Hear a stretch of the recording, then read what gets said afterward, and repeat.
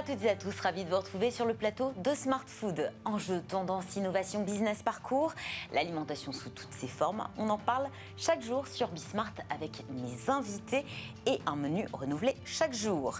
Plus de végétal dans nos assiettes, la tendance semble s'installer et cela de manière durable. Un nouveau mode de consommation, un marché porteur notamment d'innovation et de lancement. Le végétal mène le jeu et cela vaut aussi pour les desserts, des crèmes, mousse, desserts sans protéines animales, mais à base d'avoine, de soja, d'amande ou encore de lait de coco. Même les géants de l'agroalimentaire s'y mettent. Résultat, le végétal envahit aussi le rayon yaourt des supermarchés. Pour parler des dessous de ces desserts végétaux, je reçois aujourd'hui Alexandra Cochet. Bonjour. Bonjour. Vous êtes responsable du pôle food chez L214. C'est une association bien connue, on la connaît pour son travail d'enquête. Vous révélez les conditions d'élevage, de transport, d'abattage des animaux. On vous connaît beaucoup moins sur un autre aspect de votre activité. Vous travaillez autour du développement de l'alimentation végétale. Vous conseillez non seulement les consommateurs, bien sûr, mais aussi les professionnels et les industries agroalimentaires. Vous avez notamment ce programme Improved. Je ne sais pas si je le prononce correctement. Si. Amélioré, si on traduit en français, mais Improve aussi pour imaginer les propositions végétales de demain. Alors comment vous accompagnez justement les acteurs de l'agroalimentaire dans le développement de gammes végétales? Et ils sont nombreux effectivement aujourd'hui à développer finalement deux gammes un petit peu en parallèle. Juste pour revenir du coup sur l'association L214, et c'est vrai qu'on n'est pas vraiment connu pour ce pan sur l'alimentation végétale, qui est en fait le pendant de nos enquêtes, puisque ces enquêtes souvent créent un déclic chez les gens qui se disent « je veux réduire ma consommation de produits animaux » ou « je veux… » Donc ça répond à cette demande. Exactement. D'ailleurs, une véritable tendance. Un Français sur deux, presque, consomme, en tout cas déclare consommer moins de viande aujourd'hui. Donc vous accompagnez ces personnes qui ont réduit effectivement cette proportion et qui, de fait, se tournent vers plus de végétal dans l'assiette. On a en effet une approche globale. Donc on accompagne à la fois les gens, les particuliers, comme vous l'avez dit, qui ont ce déclic et qui souhaitent du coup modifier leur alimentation. Et donc, il y a cette demande et du coup, nous, on souhaite accompagner l'offre qui va avec. Et c'est pour ça qu'on se tourne vers toutes sortes d'entreprises d'agroalimentaire. Donc, ça peut être évidemment les industriels, ça peut être les start-up. Et c'est également toute la partie restauration. Parce que quand on va au restaurant aussi, c'est important de pouvoir trouver à manger. Et ça fleurit aussi le végétal dans les restaurants. On parle aujourd'hui des desserts. Alors, c'est vrai que quand on parle de végétal, d'alternatives aux protéines animales, on pense plutôt aux viandes. On en a beaucoup parlé sur ce plateau. On pense moins aux produits laitiers et aux desserts lactés. Cette tendance est assez récente. Le précurseur, c'était le soja. Exactement. Si on fait un mini historique, il y a un premier acteur qui est allé sur ce créneau en France, c'est en 1988. Donc ça commence à dater, sauf qu'il était seul, il est resté seul très longtemps. Donc, très longtemps, effectivement. Oui. J'ai essayé de me souvenir d'éventuellement le deuxième qui aurait pu le rejoindre, mais j'ai l'impression que tout est arrivé d'un coup. Tout est arrivé aux alentours de 2015-2016. Ça a pu se passer avant dans d'autres pays européens, mais en France, en tout cas, c'est arrivé à peu près à ce moment-là. Et en 5-6 ans, aujourd'hui, ça a vraiment explosé, puisqu'on est passé du simple dessert de soja au yaourt, en effet, de soja, mais d'avoine, de riz.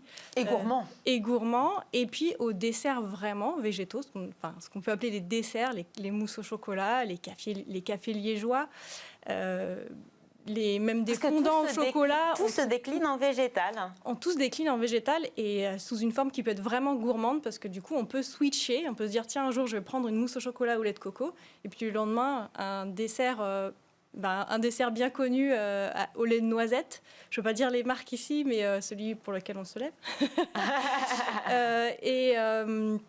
Et cette diversité, elle est vraiment arrivée au fur et à mesure, et on voit qu'elle grandit encore, et avec des nouveaux acteurs qui arrivent sur le terrain. Donc il y a les acteurs classiques, ceux qu'on connaît, qui en effet ont développé une gamme à part, donc soit en gardant leur propre nom, soit en développant un autre nom. Qui gardent l'ADN de marque aussi, un peu les codes aussi des desserts et yaourts traditionnels. Exactement. Alors, ils n'ont pas le droit d'appeler ça yaourt, puisque du coup, il y a une réglementation européenne. Voilà. Effectivement, on ne peut pas utiliser, d'ailleurs, le mot, on dit lait de soja. Non, on parle de jus ou de boisson. On peut en parler, nous, puisque nous sommes des particuliers, mais la marque n'a pas le droit de l'écrire. Je ne le dis jamais. Je ne le dis jamais. Vous pouvez le dire. J'ai appris. On n'utilise pas effectivement les noms, mais c'est comme dire, par exemple, une viande végétale. Enfin, on peut peut-être dire viande, mais peut-être pas utiliser un lardon, par exemple, végétal. La dénomination, voilà, Est très encadrée. Oui, exactement. Cette cible, finalement, c'est... Vous parliez effectivement d'un jour peut-être prendre un liégeois à la noix de coco et quelque chose de plus traditionnel. La cible principale, ce sont les flexitariens. C'est ce que vous disiez au démarrage, là. Un Français sur deux, alors ça dépend des études, hein, c'est entre 30 et 50% des Français ou des foyers français qui ont des personnes qui ont décidé sciemment de réduire leur consommation de produits animaux. On voit qu'il y a pas mal de jeunes. Là, j'ai trouvé un chiffre, c'est 79% des jeunes en 2020, donc des jeunes de 25 à 34 ans. Donc, ce n'est pas des très jeunes, mais en tout cas de ceux qui ont accès et qui achètent en fait des produits, qui ont acheté au moins un produit de la gamme végétale en 2020. Donc, contrairement à la population globale, c'est 59%. Donc, on sent quand même qu'il y a une prise de conscience sur les personnes qui sont plus jeunes et en tout cas, empiriquement, nous, on le voit, où c'est vraiment des sujets qui intéressent beaucoup, parce que les jeunes sont vraiment très motivés par le bien-être animal, ils sont vraiment extrêmement concernés par ça. Et tout ce qu'on va leur proposer en alternative va les intéresser. Et évidemment, le pendant environnement aussi pour eux. Et quand on est plus âgé, ça va être plutôt pour sa santé qu'on va essayer de changer aussi son alimentation. On parle de limiter la consommation de la viande. Est-ce que c'est autant le cas dans les produits laitiers Alors, j'ai l'impression que quand on parle végétal, effectivement, on pense plutôt à limiter sa consommation de viande. Peut-être moins de fromage, de yaourt, de dessert à base de lait de vache. Les desserts, c'est très facile à switcher, parce qu'on l'a dit tout à l'heure, il y a vraiment un choix quasiment équivalent à ce qu'on peut trouver en termes de produits laitiers à base de lait de vache, par exemple. Et avant, il existait quand même une petite gamme, mais c'était vraiment dans épicerie spécialisée, magasin bio. Aujourd'hui, on va dans n'importe quel supermarché, on peut avoir côte à côte différentes références, et que ce soit végétal ou lacté. Ils sont dans les mêmes rayons. Alors souvent, c'est quand même un peu séparé, parce que du coup, c'est le rayon... ça dépend des dénominations, ça peut être soja, bien-être, ou enfin, voilà, des choses sur l'environnement aussi, le vert, puisque du coup les produits laitiers, les produits lactés à base de lait végétaux ont un impact moindre sur l'environnement que les produits laitiers classiques. Quels sont les enjeux, j'ai presque envie de dire les challenges, dans la proposition d'une alternative à un dessert qui serait lacté mais lait de vache ? Les challenges... en termes d'innovation, on doit travailler finalement, créer quelque chose à partir d'un produit qui est différent.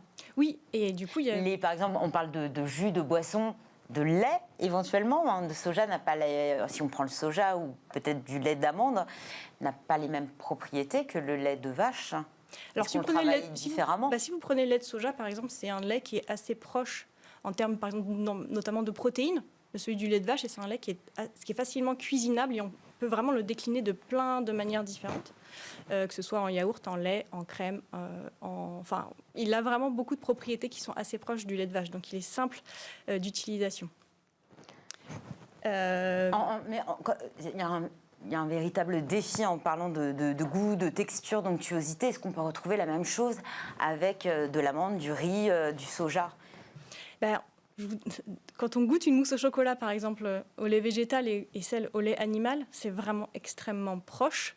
Des fois, il faut le savoir pour savoir qu'on mange quelque chose qui n'est pas avec un produit d'origine animale à l'intérieur.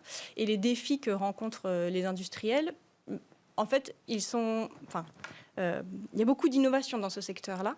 On le voit et il y a vraiment des choses qui sortent tous les jours. Là, j'ai vu aujourd'hui la pâte à crêpes végétale qui est sortie, toute prête à l'emploi, par exemple. Et elle a cet avantage-là. Par exemple, le lait de soja, c'est une légumineuse. Donc, ça va aussi permettre de manger ce type de produit qui est assez peu consommé par les Français, sous une forme assez ludique. Du coup, un yaourt, une crêpe, ou du lait en bouteille, quoi. Parce que quand je vous parlais de challenge, il y a quand même cette question du goût où... forcément, quand on parle de soja, d'amande, de noisette, il y a quand même déjà un goût très caractéristique. pas un goût neutre qui est celui du lait de vache. Je pense à certains qui estiment que effectivement le soja ou un yaourt au lait de soja aurait un goût un peu cartonneux. Est-ce qu'on est obligé d'ajouter des texturisants, peut-être des arômes pour essayer de gommer un petit peu cette astringence et ce goût très prononcé que peuvent avoir les ingrédients qu'on utilise? En fait, on a l'impression que le lait de vache est un lait neutre parce qu'en fait, on le mange depuis qu'on est tout petit. Et donc, c'est pour ça que quand on va switcher sur un autre dessert végétal, on va avoir l'impression que vraiment ça va avoir un goût très différent. Mais le palais s'habitue au final.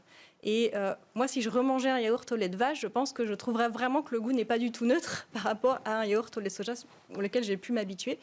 Et comme n'importe quel dessert, de toute façon, on y ajoute du sucre et des fruits ou du chocolat. Ou voilà. Et les bases peuvent être intéressantes parce que quand on a un yaourt au lait de coco et qu'on lui ajoute du chocolat, bah voilà, la gourmandise, elle est d'autant plus forte. Et pareil pour de la noisette, par exemple. On a des bases de lait végétaux qui sont vraiment ultra gourmandes pour en faire justement des desserts qui sont assez sympas. En octobre dernier, la CLCV révélait les résultats d'une étude consacrée aux yaourts et desserts lactés et leurs alternatives végétales. Bon, au final, lait animal, lait végétal, yaourt et desserts frais. Alors, l'enquête était basée sur des yaourts aux fruits et des desserts assez gourmands. Bon, globalement, il fallait consommer ça de manière assez occasionnelle.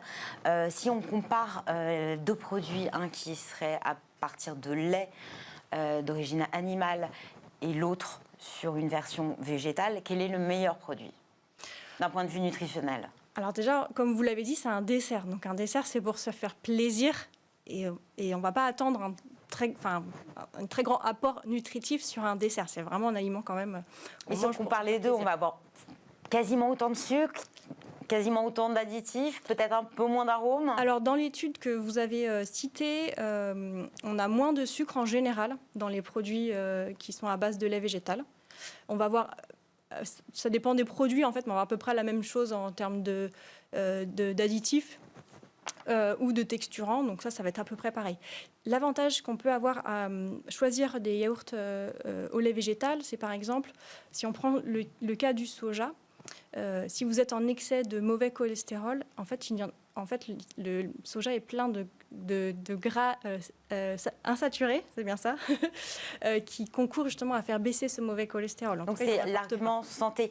Juste avant c'en est un, il peut y en avoir d'autres aussi. Avant de nous quitter, une question très importante, celle du prix. Les desserts végétaux sont plus chers que leurs homologues, on va dire, traditionnels. Comment on peut l'expliquer ? Alors, les prix sont en train de baisser, puisque du coup, on a des nouveaux acteurs qui sont aussi arrivés sur le terrain, notamment les hard discounters, qui font leurs propres produits en marque de distributeur. Et on a surtout un effet de volume qu'on n'avait pas avant. Rien que si on compare 2019 et 2021, il y a une petite augmentation en valeur. Donc, on a eu plus 1,5%, mais plus 4,6% en volume. Donc, ça explique bien qu'il y a de plus en plus de ventes sur ces produits, parce qu'aussi les prix baissent. Merci Alexandra Cochet. Je rappelle Merci que vous êtes responsable du pôle food chez L214. Merci beaucoup. Merci. C'est la fin de cette émission. Merci à toute l'équipe qui m'a accompagnée aujourd'hui. Merci à vous de nous avoir suivis. On se retrouve lundi pour un nouveau numéro de Smart Food. Passez un excellent week-end. À lundi.